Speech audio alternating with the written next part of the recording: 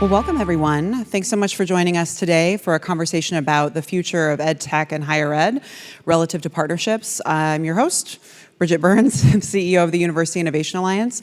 I help universities scale up proven innovation to close their equity gaps together. And so my vantage point is very different from my colleagues here on the panel who have a rich history of working in a variety of industries, and they are going to bring their expertise to bear on this subject, where we're going to talk about exactly what needs to happen, what needs to change, what needs to stay, what the possibility of tomorrow is, what's happening out there. There's going to be a lot. Buckle up, folks. So I am really grateful to be joined by my colleagues to my right. I have Simon Allen, who is the CEO of McGraw Hill. I have Stephen Green, who is the Chief Partnership Officer of Noodle. John Farrar, who is the Industry Director for Education at Google. And Krishna Kumar, who is the CEO of Simplilearn. So colleagues, I wanted to see if we could tee up the conversation by first each of you giving us a sense of, give me an example of a type of way that you partner with an institution, and I want you to frame for the audience what you think is the most urgent in terms of what needs to change in terms of relationships between universities and EdTech. I'll start with you, and you can join us, kick us off. Thank you, Bridget. Thank you very much. And thank you for wearing McGraw Hill red. That's very kind of you. I do my best. We partner with just about every university and college that you've heard of across the country.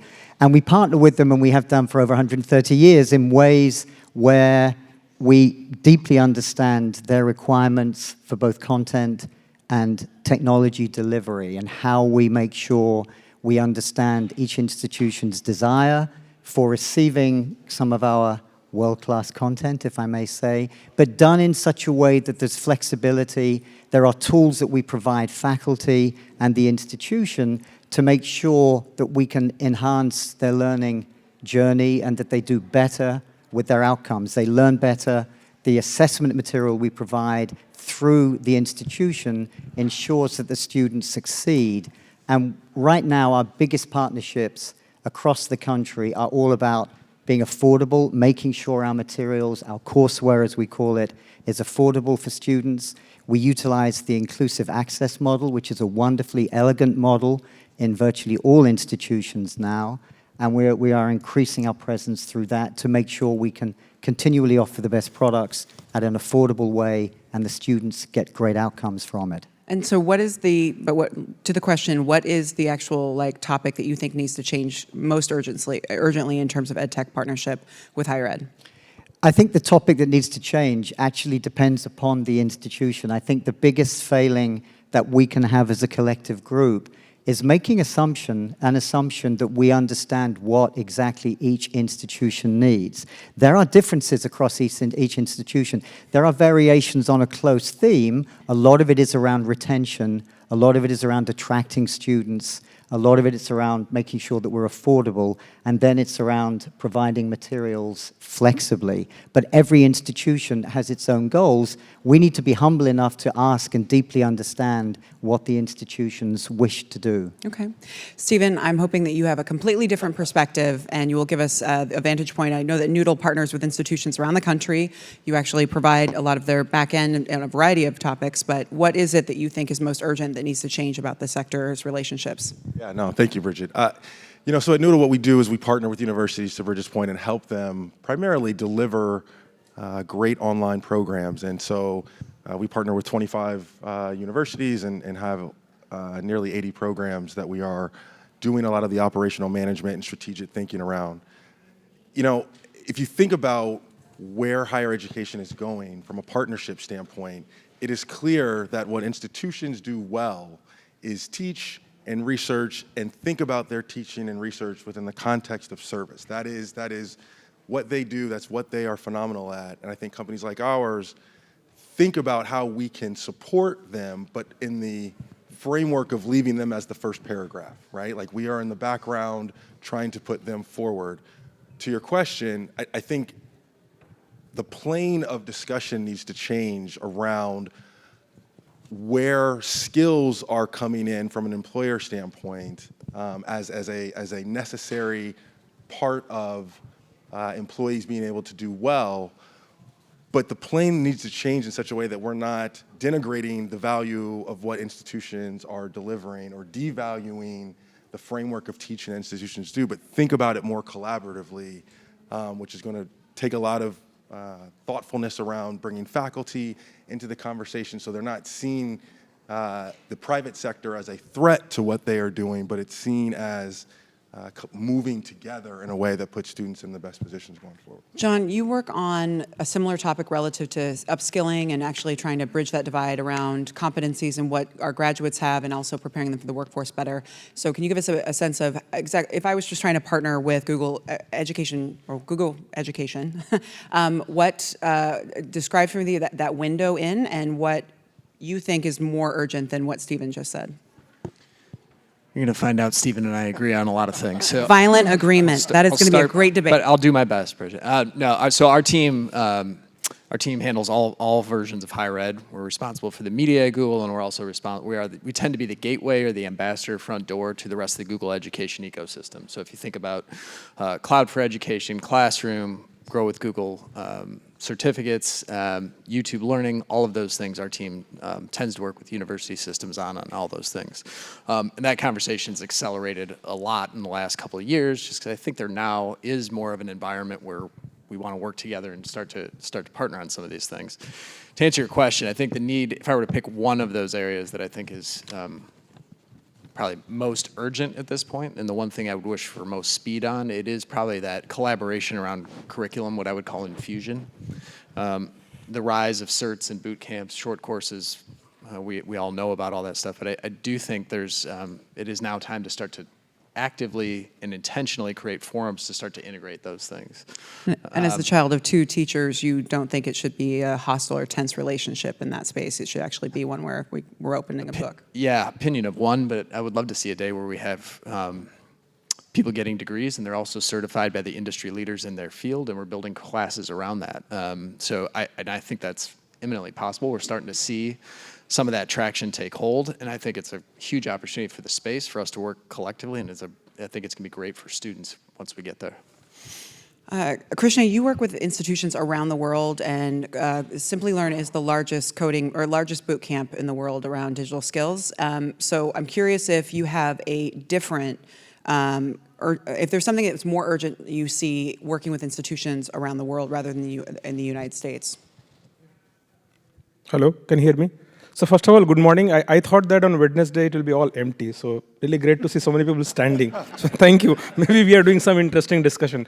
So first of all, I wanted to introduce myself. I'm Krishna. I'm the founder and CEO of Simplilearn. We are the largest bootcamp in the world that none of you know.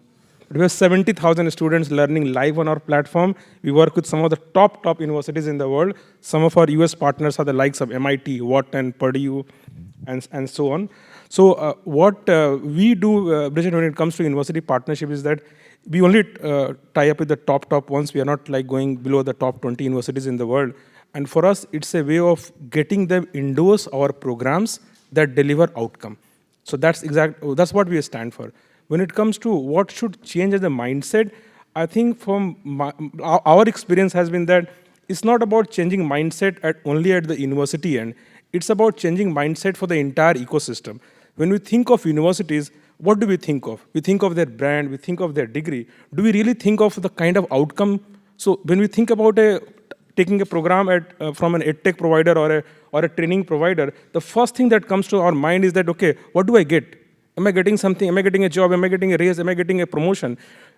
Does that intuitively comes to our mind when you go and take a program at a university? I don't think it comes. So I think that's what we think should change first before we ask for any kind of change from the university ecosystem.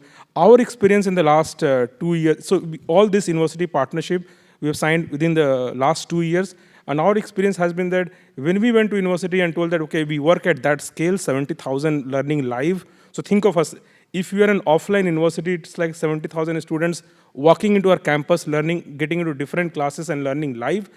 Most of the universities are amazed to know that kind of scale, and they wanted to know more about us, and that's why we were successful in getting them to come and endorse our program.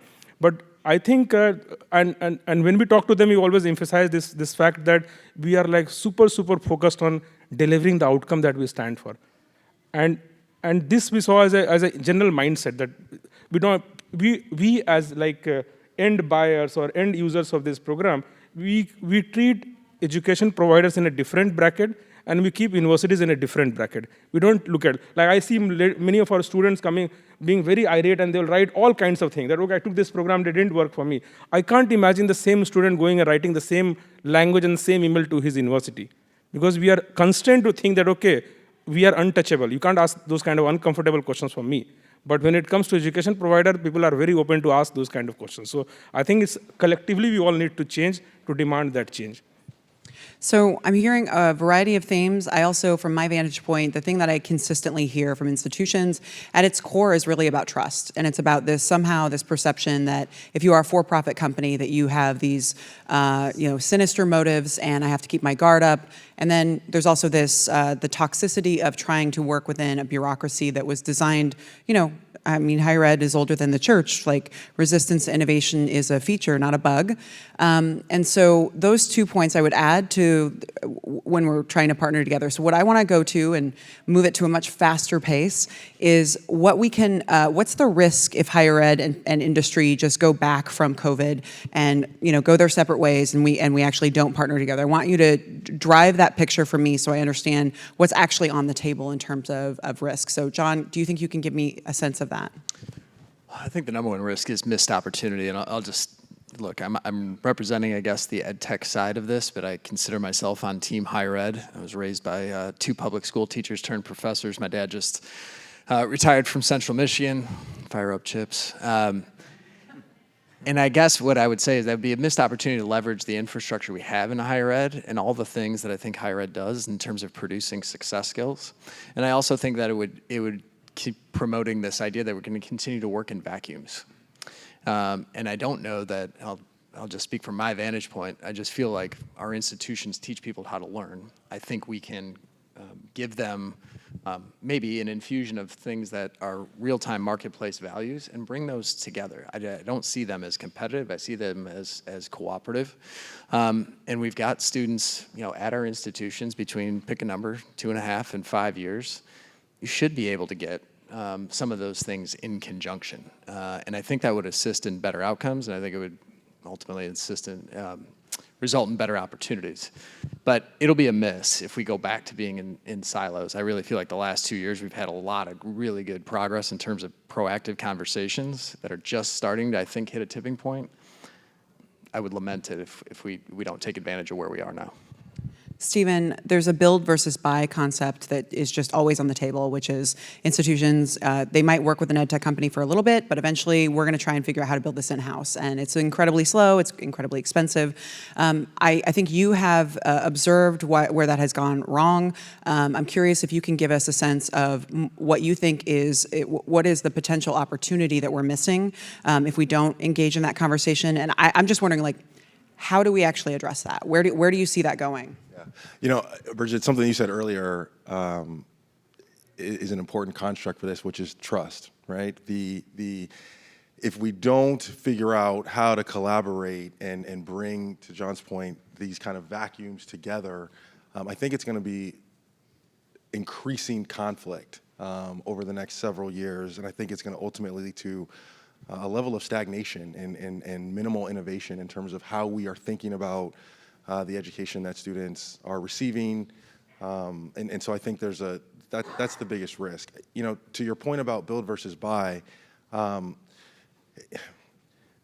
there's a general premise, right, that not everyone does everything well, right? Not everyone needs to do everything well, and so the space of collaboration is being able to figure out what is it that institutions do well, what is it that the private sector can do well, and how do those come together? And I think what we've seen is that as partners, university partners gain expertise and perspective on how they are going to innovate and drive their institutions forward, that trust is built as we've been helping them along the way. And so it's not really a contentious buy versus build. It's you all are prepared to do these things. You still need help in these areas, and so as an advocate of higher education, our goal is to try to help them in whatever ways they're strategically moving. And so it's, again, but all of that comes back to trust. And do they trust us? Do they trust the other organizations that they're thinking of working with? And that starts with the people, which is not something that's necessarily a boot camp certificate skill set. It's more of an ethos and how you approach conversations and engagements. Simon, you have a distinguished and long career, both Pearson, McGraw-Hill, Higher Ed, McGraw-Hill. I mean, you've been around all the places, so I feel like you have not just one institution, one organization's vantage point. I think I consistently see the tensions that we've heard about, but also just this lack of empathy and understanding of what it's like to actually live in a bureaucracy. And often we're here, when companies come, they say they want to partner, they really want to sell me something, right? But I feel like you have seen partnerships that were real partnerships, where it wasn't actually just transactional. Can you give me any sense of the kinds of things you have done differently in your career that you thought led to a real partnership instead of a transactional engagement? It's a great question. I think when you work with partners, ASU, of course, here for this week, and I was at San Diego State on Monday, at every time we meet with faculty, but also administrators, and deans, et cetera, to really understand what they want from us as a trusted partner. And the key word is trust.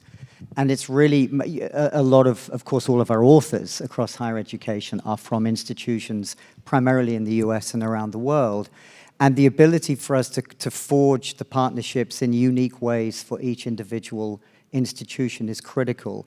And I said earlier, and I do believe that we need to be careful about not trying to shoehorn a one-size-fits-all approach into higher education. I think there are many, and my colleagues have indicated many areas around certification and boot camps that we know are going to be critical for employability. We need to partner with institutions to help that happen, to provide the right material to make sure that students succeed. But there are so many options for us to partner around content, but particularly delivery of technology, particularly around assessment material, and then enabling, through the use of our tech, enabling the personal learning journey to really progress. Those are the common elements that just about every institution does require, not just in the US, but around the world. And I think for us, the ability to use our knowledge and experience, if I may say, to focus our investments into practical and helpful mechanisms, that has to be our focus. Krishna, when you are, Simplilearn is a massive company and you work with lots of people. I'm sure that many entrepreneurs here at ASU+GSV have come up and approached you and asked for your advice, especially those that want to figure out how do you work with universities. What advice do you find yourself giving them that you think would actually put them on the right path? Yeah, so I think, Bridget, that's a great question, and we are also new to this, so our whole university journey started only the last 2 years. So I can say that the first learning, have patience. Because it's not going to move fast. So you need to have patience. And I think somehow you need to earn the trust, because trust is a big deal in the higher. Of course, trust is in general a great thing in business, because people do business with people that they trust. But when it comes to university ecosystem, it's at a totally different level. So that's the second learning. The third learning is that universities care a lot about their brand. So if they get even a remote sense of that you might do something that can reduce their brand value or do any damage to their brand, that damage can be a very minor damage also. It's a strictly no for them. Anything that can help them like add to their brand, of course they think that their brand is already at a place that nobody can help them go further other than their alumni and themselves. So I think that's the third learning. So we have patience, try to build trust, demonstrate trust, and be very mindful of their brand, because that's something that is strictly no. Do either of you, John or Stephen, you have a different advice that you find yourself giving right now? Not necessarily different, but I know you want it to be different. I'll say violent agreement. That's I'll say not necessarily different, but I think Krishna, to the point about the brand and the importance of the brand to each of the institutions. There's an interesting dynamic that what matters most to universities and institutions of higher education is the impact that their graduates are going to have, right? If you kind of take away a lot of the fiscal considerations for a university and just think about where do they see their value, and the value is in the impact of their graduates. And I think there's an opportunity to weave what we are referencing in the industry right now around employability and skills and things of that nature, and kind of elevate that conversation to the impact that your graduates will have can be elevated if we think about how to incorporate these types of elements in addition to what you are teaching in terms of the how and the perspective that students learn as they come through institutions. So I just think the brand is critical, but I think there's a way to weave the consideration and the relevance of the brand to where we need to go, using that as a positive rather than... So Stephen, I completely agree, and I think that's a great perspective, and that also shows the kind of universities that we are talking about. So the kind of universities that I'm talking about, like the kind MITs and Caltech, they really don't have this challenge of employability because they have much more demand than what the kind of supply that they can do. But I understand a lot of universities, making sure that their graduate get meaningful employment is a big deal. So I completely agree. It's a both and, right? Yeah. Not either or. John, what makes a partnership with between institutions and industry, when we're thinking about digital skills, what would make it really next level and ideal as opposed to where it is right now? It seems like there's quite a bit of folks going out to getting skills from the private sector. It's happening siloed, separate from institutions. Institutions feel like they can't hire those expensive faculty. Those aren't really our skills that we're necessarily on the cutting edge. I mean, I think that is part of it, but I'm curious about what you see happening, and especially from your seat at Google right now, I think you have a vision for what's possible. Yeah, you said to keep my answers to a minute, so I'll do my best. But yeah, I do think there's an outstanding opportunity to partner. I think where we've been is these things were in silos before. We're starting to see inclination. You're starting to see more universities accept credit for short courses and boot camps. I think that's a step. I think to answer your question, I think the next step is how do those things get integrated into a major, a focus, so that there are actually classes built around those things. We call them soft skills. I think I'm trying to get myself to start calling them success skills in terms of what higher ed does. But how do you lead with that information? How do you present that kind of information that's coming out of these courses so they are integrated into the degree program? Our Grow with Google certs, as an example, over half the people that take those already have a degree. The marketplace is telling us, please put these two things together. And I think we're starting to do that, right? But I would love to see us speed that along a little bit. I think what Krishna's brought up in terms of the importance of brand and what Stephen's brought up in terms of the importance of the impact of graduates, it's that intersection. I think the thing that maybe is preventing that speed is maybe a lack of understanding of what you're talking about in terms of the importance of brand, and then how those solutions can come together in terms of the impact students will have if we do this. I just don't think we should see ourselves as competitive anymore and start building this bridge together. So I'm curious about, tease that out for me a little bit further, though. So you guys are providing something. Your people are coming to you to get this, and you want it to be inside institutions because you can see that needs to happen. But are we talking like you're going to hand the curriculum off to institutions? You're going to let the folks who are teaching on your end somehow be embedded in those institutions? Like, can you practically see a vision that identifies for us some of the clear steps that we need to be taking between these sectors? If we're going to get to that next level. Yeah, I mean, and if you can envision something where, again, I think most of these certs are going to be static in terms of how they're produced. In other words, they're probably not going to be created bespoke for individual universities per se. But if they're static and they're able to be implemented, then universities can build around them. I think the advantage of that then is if we can say, like, all right, you graduated from University X and you're also certified by, corporate America leader 1, 2, 3, and 4. Hopefully that helps with hitting the learning curve for whatever job you're going to get, and that will create better impact for your employer. But then also maybe envision a future where it's like, well, we're also keeping track of where those graduates go after that so that we can be relevant to them down the road. So I'm in digital marketing, so I'll stick with that. So if 10 years out from graduating, my university comes back to me and said, we know you're in position X, and we know that this topic has just come up, making it up. TikTok has just come out with a cert. Why don't you come back to the University of Nebraska, get that cert, and Professor Green has a 4-hour class surrounding that cert where He's going to teach you how to lead with that information. So there's a lifetime value of this going forward. And that's how I think these two things start coming together, both with a core degree, but then also from an alumni and relevancy standpoint long term. So you all heard that he's about to start a TikTok, right? You got that? Don't even have the app. Wait. Don't look me I up. can't wait. Like in the middle of this panel, I want you to just start pointing, and bubbles will pop up. It's not. Yeah. So You'll be disappointed.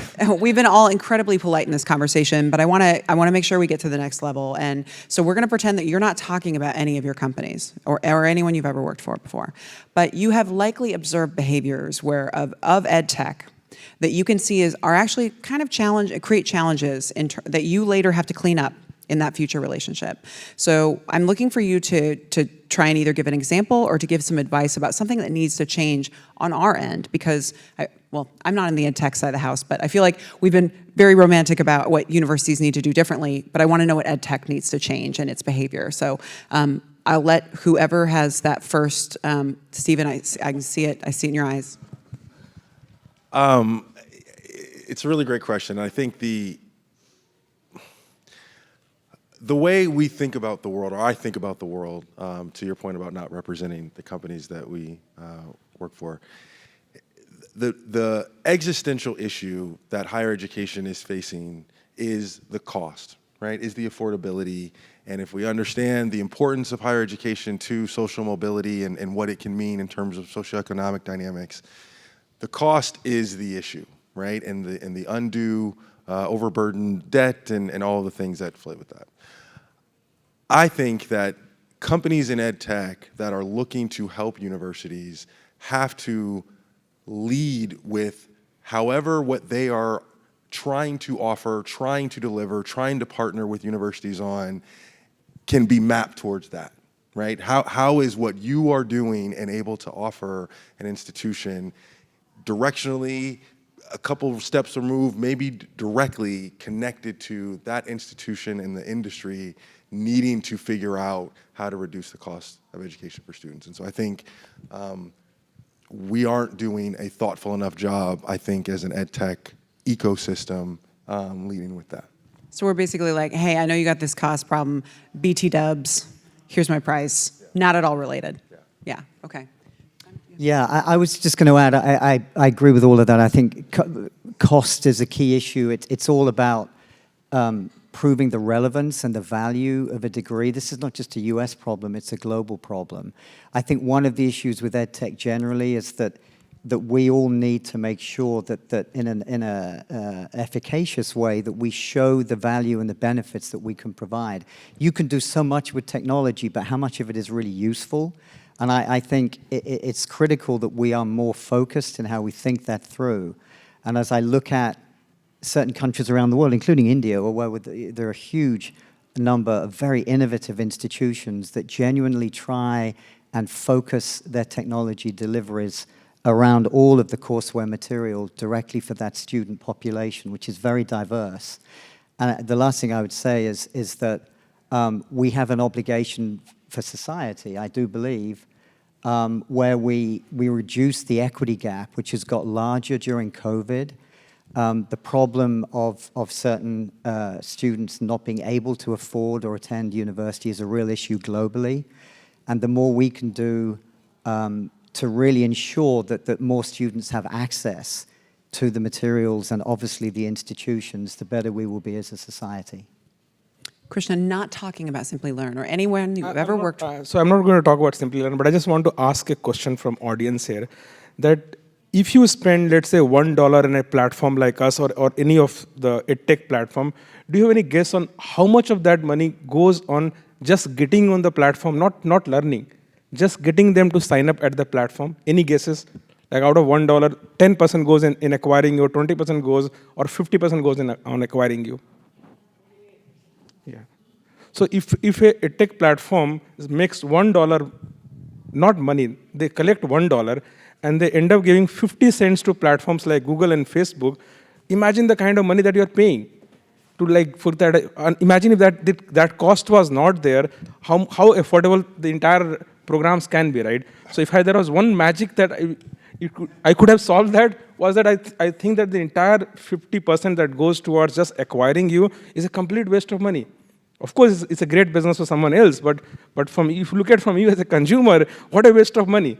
So if there is one way that tech companies can do to solve it, I'm sure there are different companies trying different approaches to solve that problem. I think we are talking about a much more value that can be provided to the learners at the end of it. So I wish there was some magic. I don't have the magic. I don't know if anybody has figured out that magic of getting users with a minimal cost on coming to the platform. Stephen, you wanted to react to that? I'm going to let John respond. I have a thought, but I feel it appropriate. It was Finally, going so well. Deborah Quazza Krishna. will be very happy that there was tension in this debate. Oh, you want me to? You were literal about that. Look, I think great opportunity we have to reduce costs across the board, right? And so I think we've got to be looking at how do we do that for students on a number of different ways, student acquisition included. So I think we would love to work with your team in getting more efficient on that front. But I do think the overall challenge remains in terms of this has got, costs have been too high for too long, and I think it's time for us to come together to work on all those fronts. So agree on that. And to answer your question, Bridget, just what do we do differently? I think the last 2 years have been great in terms of, from our standpoint, us engaging at a whole new level. But I think EdTech companies really need to understand what universities are up against so that we can, maybe infrastructure-wise, all those kind of things. I think EdTech tries to move at speed, which I still think we can, but we need to stop and really understand what the ecosystem is up against so that we can better position things for university leaders to overcome some of those obstacles. And I still think we're probably early on in understanding that. That's why I go back to, it's got to be more of an intentional discussion. I think we can move quickly, but if we don't understand, that's what keeps us kind of in our vacuums, and I think that's a problem. I find this super fascinating because when I talk with institutions who I work with all the time, they wouldn't probably raise cost as one of the primary issues. It's actually that often it's very difficult for us to know whether or not your thing actually works. Most of the time when EdTech companies pitch us, they don't actually articulate the problem. They just lead with what they do. And there's just a lack of empathy and understanding of what it's like to live in such an intense bureaucracy and navigate, and then also try and vet your idea, which is no one's job. And then lastly, project management and onboarding is too often 20% of what the EdTech companies spend their time on. It needs to be closer to 50% when you're talking about an industry that simply can't hire people at this point. Like the biggest threat to student success right now is that we can't hire people who do any of the student-facing work. So never would, cost is, that's so interesting that's what you hear. So any reaction to what I just said in terms of what needs to change? Well, just real quick there, just back to the empathy side, our team has gotten more and more involved in board of trustee, president, provost conversations. And some of them have invited us into hey, just come along. And so one good example is I got to sit in the faculty senate, right? Just in terms of how do things get approved and all that kind of stuff. It was again, not a higher ed native, but that was very enlightening for us to say, okay, I get it. Here's how we need to come back, retool, and arm you with a solution that's going to make sense based on that dynamic. If we're flying blind on that, we're both in a position of ignorance. So I would just, again, invite your EdTech partners into as many of those situations so they can feel it. Yeah, Bridget, what I would say is that it's less cost of service. It's more how is service operationally, strategically helping the institution not have to increase tuition, right? So it's more thinking about the fiscal health of the institution so they can continue to invest in, do the things that their brands have been built on. And I think, Krishna, to your point around, acquisition cost, it's something that a lot of people in this room and everyone in this conference is thinking about. There's a network effect that we think about a lot as a company and are trying to encourage our universities to think about. The reason why that acquisition cost is so high is because everyone is operating from a space of competitive,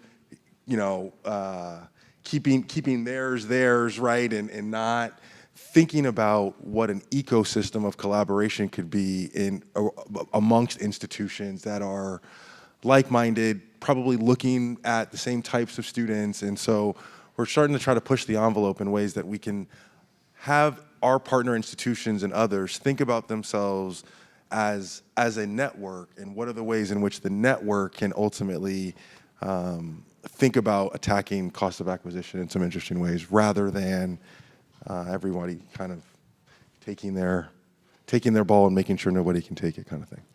The only thing I'd add, a couple of times, Bridget, you mentioned the word bureaucracy, and I think it behooves all of us to understand and respect how institutions operate top-down. And I mean, the bureaucracy is there, but I don't find it holds us back. I think as long as we really understand, there are very good, innovative departments and functions at the highest level at universities across the country. And I think we can navigate that bureaucracy well as long as we have a compelling story to tell. And there is a real demand now across institutions for change because of the reasons we've talked about. But I would not be fearful of bureaucracy, but I would say don't try and work around the system, because that is not going to be the way you get into a good partnership relationship. Institutions have that bureaucracy and that structure for a reason, and it behooves us all to work alongside it. So I think the comment earlier about what needs to happen in the ecosystem to make it so that these relationships are better, so that we are more aware of exactly the kinds of services and solutions that are vetted and really work out there, that you all have an easier time identifying potential clients or partners or whatever, and that we're actually finding ways to team up in a real way on the big challenges facing higher education, our democracy, the future of the world. And I'm just wondering so ASU+GSV is very unusual. It's very unusual to have these different folks all in the same room together. It simply doesn't happen. If Deborah and Michael hadn't created this, I don't know when we would have ever had this conversation. There perhaps might be a role for the federal government to play in incentivizing and encouraging real kind of demonstration projects, kinds of meaningful, like first in the world kind of experiments. But what other things should change about the broader ecosystem that would help us actually stop being transactional and really truly partner on solving some of the global challenges we're facing? Do you mind if I kick off with that? Because it's a juicy question. And this isn't just, again, you go around the world, and I've had the privilege of meeting ministers of education around the world, and they will all, with great enthusiasm, explain that they devote 4% of their GDP to education. That's the sort of minimal, if you want to get elected, that's what you say. Then the question is, how do you utilize that funding that you've dedicated to education? What is it going to do for your society within each individual country? I do agree with you that the federal government has got responsibilities, and governments around the world have responsibilities to enable that. And I think there's a good example, actually, here in the US with the Department of Education in 2015, by introducing the inclusive access model. It's a model that's not proprietary to any company. It's a great system to enable access and improve equity and access to all materials, and it's led by the government, which is exactly where the government should play. I know we're not talking about K-12 in this room today, but you look across the entire segment of, if you like, pre-K right the way through adulthood, the government at every level has a responsibility to play, and I believe takes it very seriously. So the partnerships we have are not just with academic institutions, they're also with governments around the world. And that collective partnership is what will take us all forward, and it genuinely does benefit society if we get it right.